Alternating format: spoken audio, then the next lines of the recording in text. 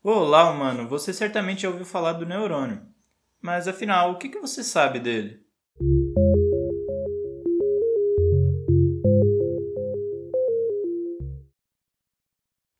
Nosso corpo tem trilhões de células e existem diversos tipos delas que trabalham juntas para desenvolver várias funções. Entre essas células estão as células do sistema nervoso.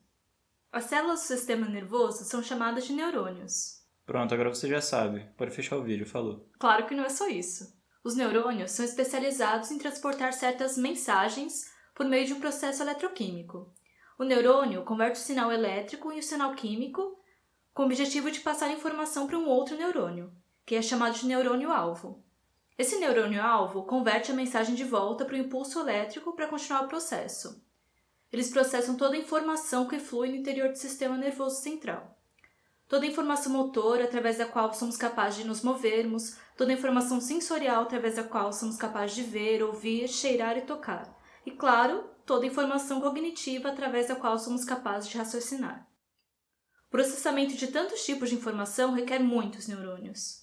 E para quem não viu o vídeo sobre o cérebro, nosso cérebro tem cerca de 86 bilhões de neurônios. Isso, e eles têm muitas formas e tamanhos diferentes. Alguns dos menores têm corpos celulares de apenas 4 microns de largura, e alguns dos maiores têm corpos celulares de 100 microns de largura.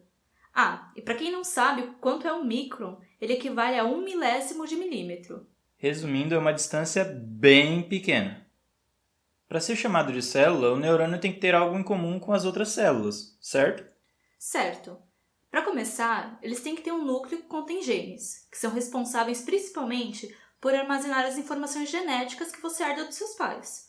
Além disso, eles são rodeados por uma membrana celular, que é a estrutura que delimita as células e estabelece a fronteira entre o meio intracelular, que é chamado de citoplasma, e o meio extracelular.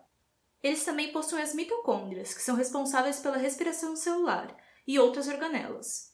E por fim, eles, assim como as outras células, realizam processos celulares básicos, como a síntese de proteínas e a produção de energia. Lembrando que síntese é a mesma coisa que produção.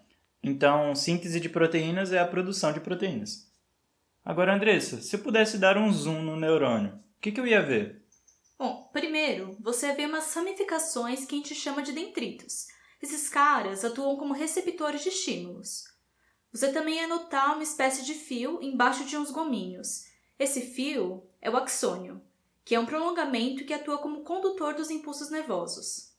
Outra coisa que ia ser vista é a bainha de mielina, que atua como um isolante térmico e facilita a transmissão do impulso nervoso. Depois, daria para ver o corpo e o núcleo do neurônio. Além disso, você também ia observar a célula de Schwann, que em muitos axônios determina a formação da baía de mielina, e também o nodo de Ranvier, que é o espaçamento sem baía de mielina no axônio. E por fim, daria para ver o terminal do axônio. Como a gente já viu, temos muitos neurônios. Aí fica a pergunta: eles são todos iguais? Não, existem vários tipos de neurônios. Uma das maneiras que a gente pode classificar os neurônios é quanto à organização dos seus prolongamentos. Vamos começar com os neurônios unipolares. Eles possuem um corpo celular e um axônio, mas eles não são muito comuns. Depois, a gente tem os neurônios bipolares, que possuem um dendrito, um corpo celular e um axônio. Eles aparecem bastante nas células sensoriais, como na retina. Temos os neurônios multipolares, que possuem um corpo celular, vários dendritos e um axônio. São eles que constituem a maioria dos neurônios do tecido nervoso. Por último, podemos citar os neurônios pseudo-unipolares, que são os neurônios que têm um corpo celular e somente um prolongamento, que se comportam como detrito em uma das suas porções e como axônio na outra. Agora uns fatos legais para quem sobreviveu até aqui. Os neurônios podem se desenvolver a uma taxa de 250 mil por minuto no início da gestação. Uma coisa muito interessante é que você tem muitos dos mesmos neurônios por toda a sua vida. Diferente de outras células, muitos neurônios nunca são substituídos quando morrem. Essa é uma das razões pelas quais doenças neurodegenerativas, como Parkinson e Alzheimer, são um problema. Mas ainda assim, você pode produzir novos neurônios durante a vida. A última curiosidade que eu separei é sobre a bainha de mielina, que eu apresentei agora há pouco. Se ela for lesada ou destruída, os impulsos nervosos se tornam cada vez mais lentos ou até não são transmitidos, como vocês puderam ver no vídeo. O primeiro neurônio não possuía a bainha de mielina e o segundo possuía. Algumas doenças, como a síndrome de Guillain-Barré, têm origem na destruição dessa bainha. Essa doença é autoimune.